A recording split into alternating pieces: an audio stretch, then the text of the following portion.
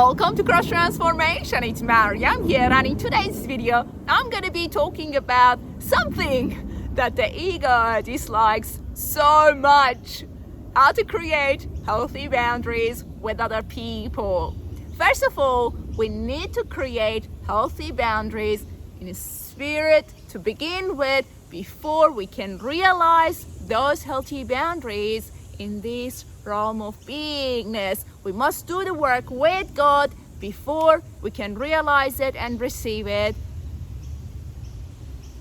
in this realm of beingness, in this world. Why is that? Because we bring forward, not us, the ego keeps bringing forward the unhealed traumas, and through those unhealed traumas that are sitting somewhere in our souls, we can't communicate healthy boundaries with other people. Somehow they happen to know that there is something unhealed in us, so they don't communicate that message, the importance of having healthy boundaries. And then we find ourselves struggling with a specific person, and we keep blaming them. The ego does it, blaming them for not respecting my boundaries. I keep asking you not to do this, not to call me at this time, not to, ignore me, not to neglect me, not to abandon me, and you keep doing it. But there's something sitting there, and we need to heal it in a spirit before we can communicate the message with the other person to them. All right? The unhealed trauma is the playground of ego. Ego loves it because it is the nest to the ego's beingness, the unhealed trauma, whatever that trauma is.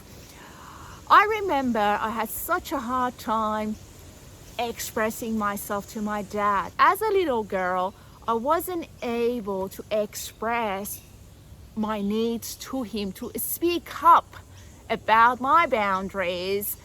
I couldn't tell him not to come and go, not to abandon me, not to neglect me. So he would come and go as he desired. So I ended up experiencing relationships that the other person would abandon the relationship, and then they would reach out, and then they would go, become unavailable, and then they would come back. It was really, really hectic. Eventually, I realized it doesn't matter how many times I'm trying to ask them not to do this thing to me. I needed to heal that communication with my dad in spirit. Now, doesn't matter if your primary caregivers are alive or they've passed away.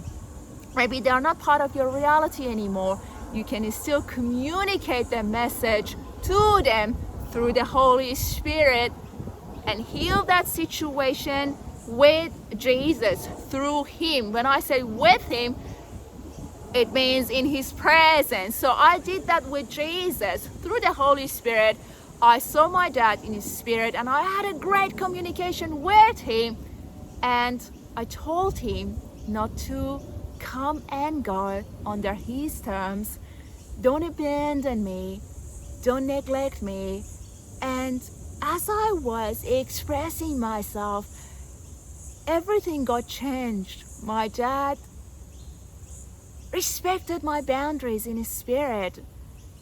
The manifestation of that was a significant change in a relationship that I had back in time. So the other person realized that they needed to respect my boundaries, but I had to do that spirit work with Jesus through the Holy Spirit so I can find my freedom from that resentment, from that abandonment, the childhood abandonment, that childhood experience. So allow yourself to heal the situation through the Holy Spirit by spending time with Jesus, asking Him to reveal to you how to do the work.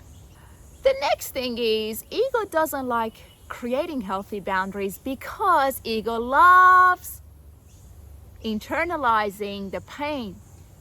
So it can become the seat of suffering itself. So ego doesn't like healthy boundaries or doesn't allow us to create them because it finds its identity in the state of suffering, in not allowing us to experience healthy relationships. So internalizing is an important aspect of our ego, because by internalizing the pain and the hurt, it can survive, it can keep going forward to the next reality and the next reality. So ego does internalize, and we must bring the light of awareness, the mind of Christ, into the situation, that we don't want to internalize that sadness, that disappointment, that resentment, that anger. The next thing is, ego loves becoming the projection itself. So it keeps bringing the unhealed perceptions forward to the current reality, and because it is observing the reality through them, it doesn't want to have healthy boundaries. Again, it identifies itself, or it finds its identity in those unhealed perceptions, in having become the projection itself. For example, if someone told you that you are unlovable because they were experiencing lovelessness, the ego has become that projection. So you feel loveless, it's not you, it's the ego that has become the state of lovelessness, and it keeps projecting that onto your reality. So you keep experiencing relationships that are not of quality, they hurt you, they cause you pain, but it's the ego that has become that projection. That projection is the nest to the ego. So the ego doesn't allow us to create healthy boundaries with people that hurt us, they cause us pain, because the projection itself, that lovelessness, is far more important. That's it for today's video. Bless your soul. Thank you for watching Cross Transformation. Thank you for subscribing to the channel. Leave a comment, share your insight about creating healthy boundaries with other people. May you be blessed. Peace be with you.